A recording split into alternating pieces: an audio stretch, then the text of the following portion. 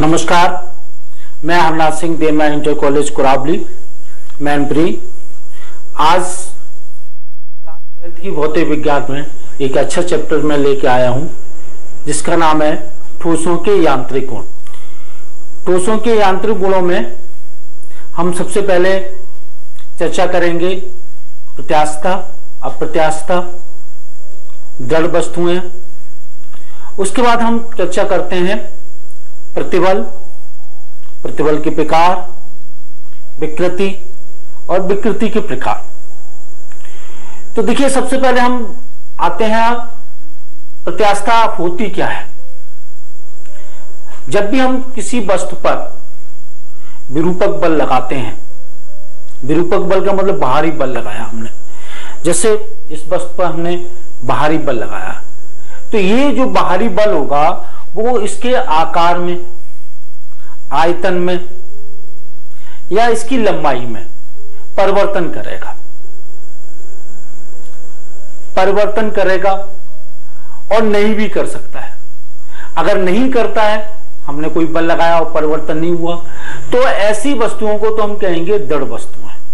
जैसे ये वस्तु है और हमने उसके ऊपर बल लगाया तो इसके आकार में कोई परिवर्तन नहीं हुआ, न लंबाई में परिवर्तन हुआ, तो ये दृढ़ वस्तु कहलाएगी। लेकिन ये हमारे लिए दृढ़ है। अगर मैं इसके रेल की पटरी के नीचे रख दूं तो ये दृढ़ नहीं रहेगी। तो कोई भी वस्तु दृढ़ नहीं होती, ये सिर्फ एक कल्पना मात्र है। लेकिन हमें ऐसी वस्तुओं के बारे में हमें यहां नहीं पढ़ना। हमें कैसी वस्तुओं के बारे में पढ़ना है? जिन पर हमने बल लगाया, बाहरी बल, जिसको हम कहेंगे विरूपक बल, और विरूपक बल लगाने से इसकी लंबाई में, जैसे इसमें, जैसे ये है खींचा, इसकी लंबाई में परिवर्तन हो गया, इसके अगर आयतन में परिवर्तन हो, उसके रूप में परिवर्तन हो। और जैसे ही हम विरूपक बल हटा लेते हैं तैसे हमारे सामने दो स्थितियां आती हैं। या तो वस्तु अपने पुराने आकार को प्राप्त कर लेती है, जैसे ये है, ये प्राप्त कर लेती है, तो ऐसी वस्तुओं को हम कहते हैं प्रत्यास्थ वस्तुएं। पूरी तरह से आकार प्राप्त कर लेती है तो पूर्ण प्रत्यास्थ वस्तुएं। और अगर कोई वस्तु पर हमने विरूपक बल हटाया और वो अपने पुराने आकार को प्राप्त नहीं कर पाती, तो ऐसी वस्तुओं को कहते हैं हम अप्रत्यास्थ वस्तुएं। अब पहले वाली कैटेगरी में आते हैं। हमने विरूपक बल लगाया और विरूपक बल लगाने के बाद, हटाने के बाद वस्तु अपने पुराने आकार में आ गई, तो वस्तु के पदार्थ का वह गुण जिसके कारण वस्तु विरूपक बल हटा लेने के पश्चात अपने पुराने आकार को प्राप्त कर लेती है, वस्तु के इस गुण को हम प्रत्यास्थता कहते हैं। और ऐसी वस्तुओं को जिनमें ये गुण पाया जाता है उनको प्रत्यास्थ वस्तुएं कहते हैं। इसके साथ साथ कुछ वस्तुएं ऐसी होती हैं जिन पर हमने विरूपक बल लगाया और विरूपक बल लगाने के बाद वस्तु अपने पुराने आकार को प्राप्त नहीं कर पाई, ऐसी वस्तुएं अप्रत्यास्थता कहलाती हैं। और इस गुण को अप्रत्यास्थ कहते हैं, अप्रत्यास्थ या प्लास्टिक कहते हैं। जैसे मोम ले लीजिए, कोई मोम का टुकड़ा हो और उसको आप यूं करिए तो वो टूट जाएगा, अपने पुराने आकार को प्राप्त नहीं कर पाएगा, तो ऐसी वस्तु को हम क्या कहेंगे? अप्रत्यास्थ वस्तु या प्लास्टिक वस्तु। तो व्यावहारिक जीवन में जो भी हमारी वस्तुएं होती हैं वो पूर्ण प्रत्यास्थ और पूर्ण अप्रत्यास्थ के बीच की वस्तुएं होती हैं, जिनके बारे में हमें अध्ययन करना है। अब सबसे पहले बात आती है पूर्ण प्रत्यास्थ वस्तु कौन सी होती है? फॉस्फर, ब्रोंज पूर्ण प्रत्यास्थ वस्तु है। ऐसे ही जो हमारी गीली मिट्टी है वो पूर्ण अप्रत्यास्थ वस्तु है। अब प्रत्यास्थता के बारे में ज्यादा जानकारी लेने के लिए हमारे सामने ये हमें देखना पड़ेगा कि ठोसों में ये व्यवहार क्यों पाया जाता है। हम पहले सबसे पहले ठोसों की बात करेंगे। अगर ठोसों की हमारी समझ में आ जाएगा तो वो भी चीज द्रवों में भी होगी, वही चीज गैसों में भी होगी। देखिए, हमारे जो ठोस होते हैं वो छोटे छोटे अणुओं से मिलकर बने होते हैं। और अणु किससे बनकर मिले होते हैं? छोटे छोटे परमाणु और इन सब चीजों से मिलकर बनते हैं। तो उसमें ये देखा होगा कि ये माना जाता है कि जो अणु है वो एक स्प्रिंग्स जैसे बंधे हुए हैं, ऐसे देखिए। ये हम समझाना चाह रहे हैं ठोसों का व्यवहार। ये इस तरह से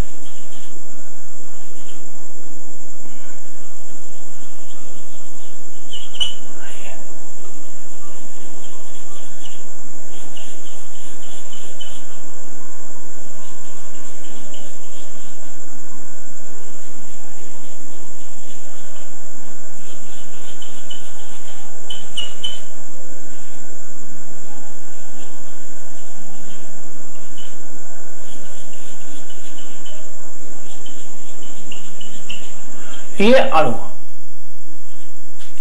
इनके बीच की दूरी, अणु भी हो सकते हैं, परमाणु भी हो सकते हैं, R0 है। ये दूरी R0 है। हमने इसके ऊपर विरूपक बल लगाया तो देखा इनके बीच की दूरी बढ़ भी सकती है और घट भी सकती है। जब हमारा बल अधिक होगा, बल ऐसा होगा कि जिससे इसकी लंबाई बढ़ जाए, तो इस बल का इसके अंदर एक विरोध पैदा होगा। उस विरोध करने वाले बल को कहेंगे प्रत्यानयन बल। और जो प्रत्यानयन बल होगा वो इस स्थिति में आकर्षणात्मक होगा, मतलब खिंचाव पैदा करने वाला होगा। इसी के साथ साथ अगर हमने इसको दबाया और दबाने पर जो हमारा बल हुआ, दूरी इनके बीच की हुई, वो R0 से कम हुई, तो इसके अंदर इस तरह का बल पैदा हो जाएगा जो बाहरी बल का विरोध करेगा और उसमें जो बल होगा वो प्रतिकर्षणात्मक होगा। इसका मतलब जो है कि बाहरी बल जब दूरी कम करता है तो बल प्रतिकर्षणात्मक होता है, जिसको हम प्रत्यानयन बल कहते हैं। और जब हम खींचते हैं तो जो बाहरी बल जब उसको खींचता है तो उसके अंदर ऐसा बल पैदा हो जाता है जो आकर्षणात्मक होता है। और जैसे ही हम विरूपक बल हटा देते हैं तो इसी प्रत्यानयन बल के कारण, चाहे वो आकर्षणात्मक हो चाहे वो प्रतिकर्षणात्मक हो, इसी प्रत्यानयन बल के कारण वस्तु अपने पुराने आकार को प्राप्त कर लेती है। इसी गुण को हम प्रत्यास्था कहते हैं। और ये हमारे ठोसों में भी प्रत्यास्था का गुण पाया जाता है, द्रवों में भी प्रत्यास्था का गुण पाया जाता है, गैसों में भी प्रत्यास्था का गुण पाया जाता है। अब इसमें हमें यह देखना है कि हमारी एक पद हमने जो से बताया था प्रतिबल, प्रतिबल क्या होता है। तो देखिए, जब भी हम किसी वस्तु पर विरूपक बल लगाएं तो उसकी लंबाई में, आयतन में, आकार में परिवर्तन होता है। और न्यूटन के तृतीय नियम के अनुसार उस परिवर्तन का विरोध करने वाला अंदर से बल पैदा हो जाता है, उसको हम कहते हैं प्रत्यानयन बल। तो देखिए, जैसे मैं एक क्षण ले रहा हूं और इस क्षण की लंबाई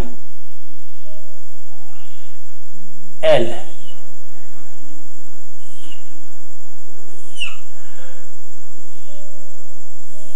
और इसको हमने बल लगा दिया इस तरह से। इसकी लंबाई होगी L प्लस डेल्टा L। ये कहलाएगा बाहरी बल।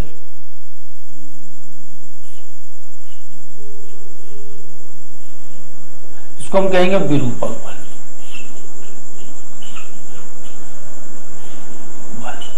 और ये इसका परिचय क्षेत्रफल है। ये भी संभावना हो सकती है कि हम इसको दबा दें तो इसकी लंबाई L माइनस डेल्टा L हो जाए इस तरह से, बाहरी बल।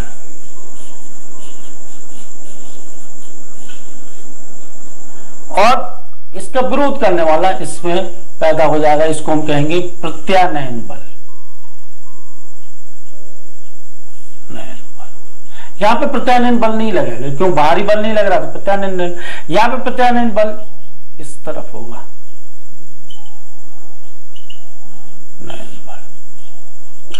तो ये देखिए, जो हमारा विरूपक बल होता है उसके विपरीत दिशा में प्रत्यानयन बल लगता है। अब प्रतिबल क्या होती है? प्रति एकांक क्षेत्रफल पर लगने वाले प्रत्यानयन बल को हम प्रतिबल कहते हैं। प्रतिबल प्रत्यानयन बल बटे क्षेत्रफल ए। और ये प्रत्यानयन बल किसके बराबर होता है? विरूपक बल या बाहरी बल, बाहरी बल के बराबर होता है परिमाण में बटे क्षेत्रफल। तो ये हो गया हमारा F/A और इसके हमारे मात्रक वही न्यूटन प्रति मीटर स्क्वायर और विमीय सूत्र ml-1 T-2 होता है। ये हमारे आरोपित बल के ऊपर हमारा निर्भर करता है कि इसमें लंबाई में परिवर्तन होगा या इसके आयतन में परिवर्तन होगा या इसके रूप में परिवर्तन होगा। उस आधार पर हमारी प्रतिबल अनुदैर्ध्य प्रतिबल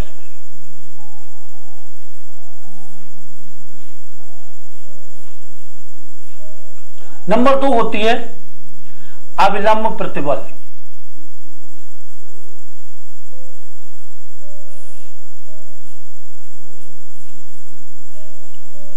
और नंबर 3 होती है स्पर्श रेखीय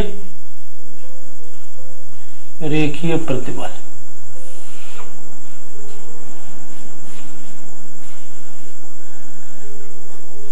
अब देखिए सबसे पहले हम लेते हैं अनुदैर्ध्य प्रतिबल। अनुदैर्ध्य प्रतिबल ये तो पता ही है, साधारण सी परिभाषा कि एकांक परिचित क्षेत्रफल पर कार्य करने वाले प्रत्यानयन बल को प्रतिबल कहते हैं। तो देखिए प्रतिबल की जनरल परिभाषा ये होगी, प्रतिबल बराबर F, ये क्या होगा? प्रत्यानयन बल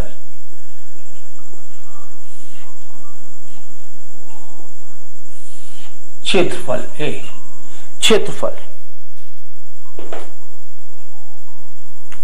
परिचित क्षेत्रफल या क्षेत्रफल लिखिए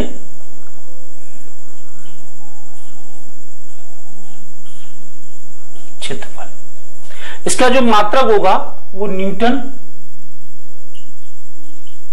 प्रति मीटर स्क्वायर और इसका जो विमीय सूत्र होगा वो होगा ml-1 T-2।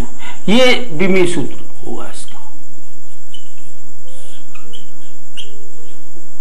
विमीय सूत्र। अब देखिए मैंने बताया था कि हमारी प्रतिबल इस बात पर निर्भर करती है कि हमने आरोपित बल किस तरह से लगाया है। तो सबसे पहले आता है अनुदैर्ध्य प्रतिबल। अनुदैर्ध्य प्रतिबल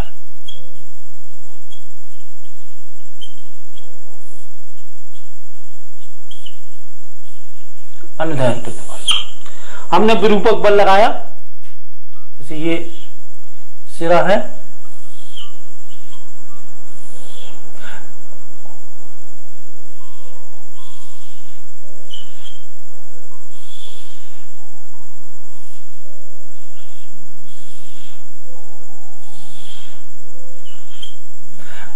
देखिए यहां पे लंबाई L है, अभी हमने कोई भी विरूपक बल नहीं लगाया। यहां पे लंबाई हो गई L प्लस डेल्टा L। तो यहां पे जो ये विरूपक बल होगा, प्रत्यानयन बल इधर की तरफ होगा, इसमें क्या हुई? लंबाई बढ़ी। तो इस प्रतिबल को, इस अनुदैर्ध्य प्रतिबल को, क्योंकि अनुदैर्ध्य प्रतिबल भी दो तरह की होती है, इस अनुदैर्ध्य प्रतिबल को हम बोलते हैं तनन प्रतिबल, क्योंकि इसमें लंबाई बढ़ गई। तनन प्रतिबल होगी F/A। और इसी तरह से इसमें क्या हुआ? लंबाई कम हो गई, लंबाई कम हो गई। तो इसमें जो प्रतिबल होगी वो होगी संपीडन प्रतिबल। संपीडन प्रतिबल F/A। दोनों केसों में जो परिवर्तन हुआ है वो इसकी लंबाई में हुआ है, इस वजह से इसको तो हम अनुदैर्ध्य प्रतिबल तो बोलेंगे, लेकिन अनुदैर्ध्य प्रतिबल भी दो तरह की होगी, जिसको एक तनन प्रतिबल कहलाएगी और एक हमारी संपीडन प्रतिबल कहलाएगी। अब एक दूसरी तरह की प्रतिबल आती है जिसको हम कहते हैं अविलंब प्रतिबल। देखिए अविलंब प्रतिबल में क्या होता है?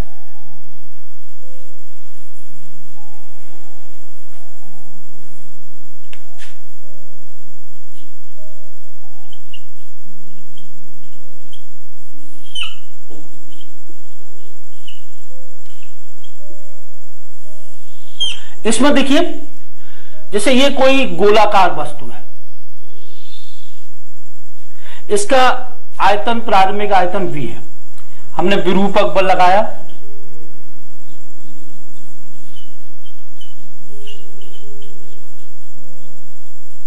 विरूपक बल लगाने पे ये स्थिति हो गई।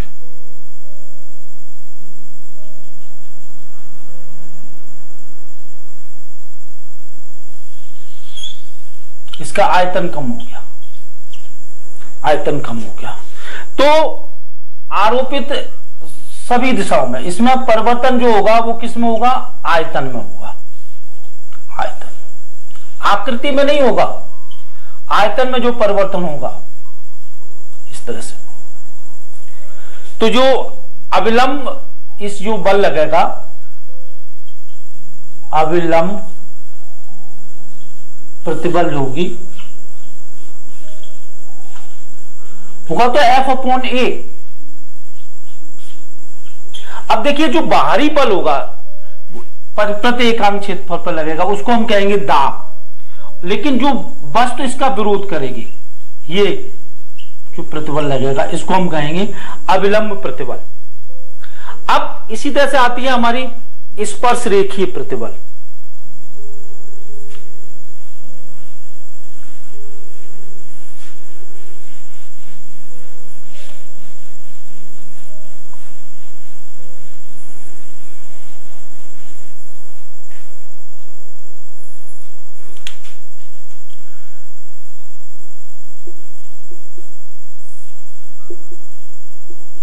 ये तीसरी प्रकार की प्रतिबल है।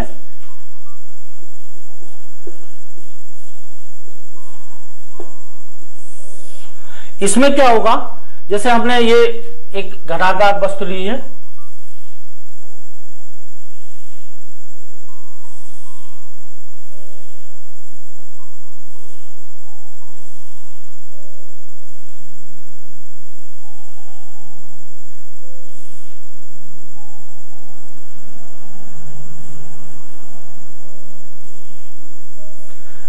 A,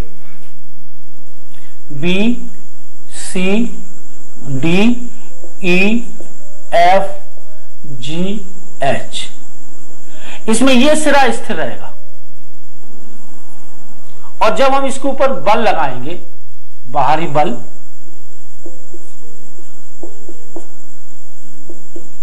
तो इसके आयतन में परिवर्तन नहीं होगा। किसमें परिवर्तन होगा? आकार में। और आकार में परिवर्तन होने की वजह से ये स्थिति हो जाएगी, ये G डैश, F डैश, ये परिवर्तन होगा। ये अगर लंबाई L है यहां से यहां तक, तो ये डेल्टा L हो जाएगी, ये परिवर्तन हो जाएगा। इसका इस छेद का परिचित क्षेत्रफल A है, A। तो यहां पे स्पर्श रेखीय प्रतिबल होगी, रेखीय प्रतिबल, प्रतिबल होगी F/A, स्पर्श रेखीय प्रतिबल। अब इसी के साथ साथ अब आप आइए विकृति। मात्रक इसका वही होगा न्यूटन प्रति मीटर स्क्वायर और विमीय सूत्र ml-1। ये ध्यान रखने वाली बात है, अनुदैर्ध्य प्रतिबल में जो परिवर्तन होता है उसकी लंबाई में होता है, आयतनात्मक या आयतन प्रतिबल में जो परिवर्तन होता है उसके आयतन में होता है, आकृति में नहीं होता। और इसमें स्पर्श रेखीय प्रतिबल में जो परिवर्तन होता है वो उसके आकार में होता है, आयतन में नहीं होता। अब बात आती है विकृति। देखिए, जब भी हम किसी वस्तु पर कोई भी विरूपक बल लगाते हैं तो या तो लंबाई में या उसके आयतन में या उसकी आकृति में कुछ न कुछ भिन्नात्मक परिवर्तन होता है। उस भिन्नात्मक परिवर्तन को हम विकृति कहते हैं। जैसे अभी आपने पीछे पढ़ा, प्रतिबल 3 प्रकार की होती है, ठीक उसी तरह से हमारी विकृति भी 3 प्रकार की होती है। अगर हमने बल, जैसे ये है छड़ है, इसका बल हमने यूं लगाया है तो इसमें जो परिवर्तन होगा वो लंबाई में होगा, तो हमारी इस प्रकार की विकृति को हम बोल देंगे अनुदैर्घ्य विकृति। तो सबसे पहले हम अनुदैर्घ्य विकृति के बारे में चर्चा करेंगे। इसी तरह से ये है, इसमें हम इधर से भी लगाया, इधर से भी लगाया, इधर से भी, तो इसमें जो परिवर्तन होगा वो इसके आयतन में होगा, तो उस भिन्नात्मक परिवर्तन को हम आयतन विकृति कहेंगे। इसी तरह से जब हम किसी ठोस में, ऐसे इस टाइप के ठोस में बल यूं लगाएंगे तो इसके आकार में जो भिन्नात्मक परिवर्तन होगा उसको हम अपरूपण विकृति कहते हैं। तो सबसे पहले चलिए हम सबसे पहले चर्चा करते हैं इसकी अनुदैर्घ्य विकृति की। ये हमने एक क्षण ली, इसकी प्रारंभिक लंबाई L है,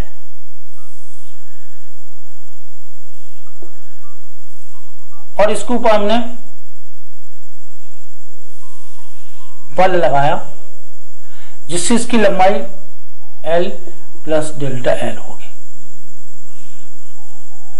तो यहां पे अनुदैर्घ्य विकृति जो होगी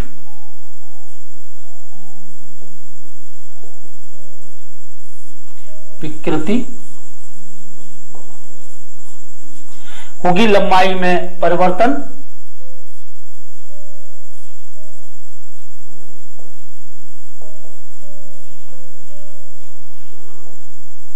प्रारंभिक लंबाई।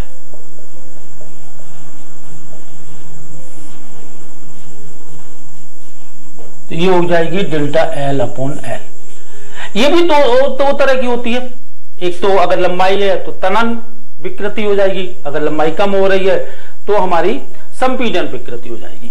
दूसरा होता है आयतन विकृति। आयतन विकृति,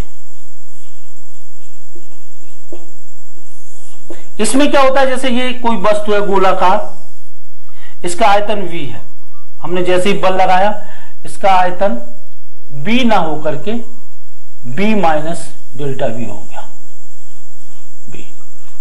तो आयतन जो विकृति होगी, आयतन में भिन्नात्मक परिवर्तन,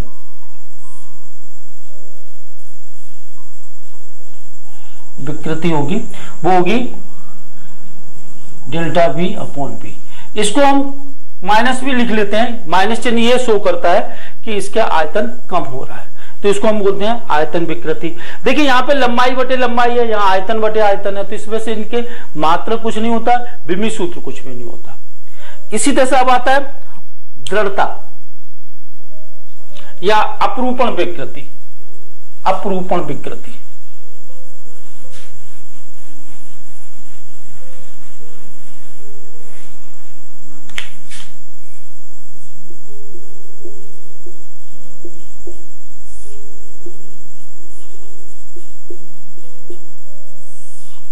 इसमें वही घन है, इस तरह से लिया,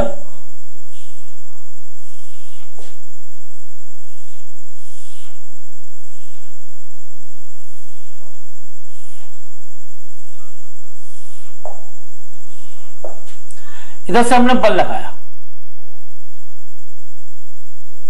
इस टाइप से,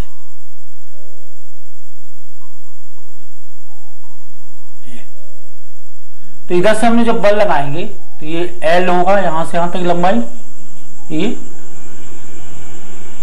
बल हमने इधर से लगाया तो ये L और ये delta L, A B A dash B dash C D C dash D dash E F G H, ये सिरा स्थिर है।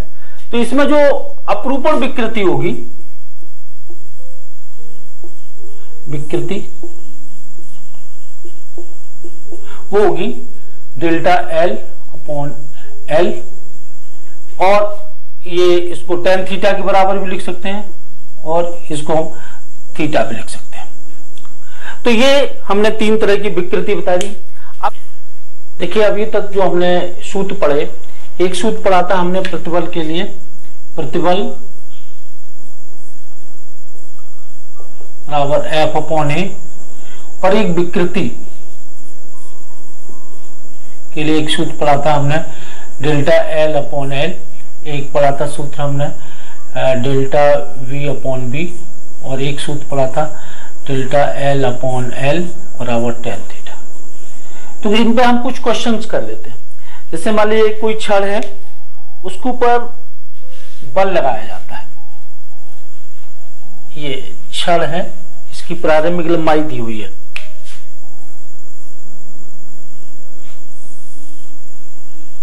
L बराबर 10 मीटर। इसका परिचित क्षेत्रफल A बराबर दिया है 2 मीटर स्क्वायर, 2 मीटर स्क्वायर। और इसके ऊपर बाद में बल लगाया जाता है, ये इसके ऊपर बल लगाया जाता है, बाहरी बल बराबर 10 न्यूटन। और इसकी जो लंबाई हो जाती है वो L प्लस डेल्टा L बराबर हो जाती है 12 मीटर। तो हमें क्या ज्ञात करना है? ज्ञात करना है नंबर 1 प्रतिबल। कौन सी प्रतिबल होगी? अनुदैर्ध्य प्रतिबल होगी। दूसरा हमें ज्ञात करना है अनुदैर्ध्य विकृति। तो देखिए इसको हम कैसे हल करेंगे? प्रतिबल बराबर बल बराबर F अपॉन A। इसकी तरफ भी बल कितना होगा? 10 न्यूटन होगा। तो 10 बटे A 2, तो ये हो जाएगा 5 न्यूटन पर मीटर स्क्वायर। ये कौन सी प्रतिबल होगी? अनुदैर्ध्य प्रतिबल होगी। इसी तरह विकृति क्या होगी? विकृति होगी डेल्टा L अपॉन L। और यहाँ L कितना होगा? हमारा होगा इसमें से 2 मीटर, तो 2 बटे 10 बराबर 0.2। इसका कोई भी मात्रक नहीं होगा। तो इस तरह से हम बड़े सिंपल क्वेश्चन हैं उनको हम कर लेते हैं। हम आपको शीट में भी क्वेश्चंस देंगे और आप इनको अच्छी तरह से कर लीजिए। गृह कार्य में हमें ये बताना है कि विकृति का विमीय सूत्र क्या होता है और मात्रक क्या होता है, और दूसरा प्रतिबल का विमीय सूत्र क्या होता है और मात्रक क्या होता है। इनको आप अगले वीडियो में डिस्कस करेंगे और आप इनको करिए।